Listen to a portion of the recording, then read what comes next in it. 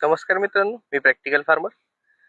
तुम्ही पाहू शकता आपल्या मागे टमाटरचं शेत आहे, टमाटरचा प्लॉट आहे. जो आपण मागच्या आठवड्यामध्ये जे म्हटलं होतं ना, इथे फ्युझेरियम विल्टचा प्रादुर्भाव झाला आहे आणि इथे आपण ट्रायकोडर्माची ड्रेंचिंग करणार आहे.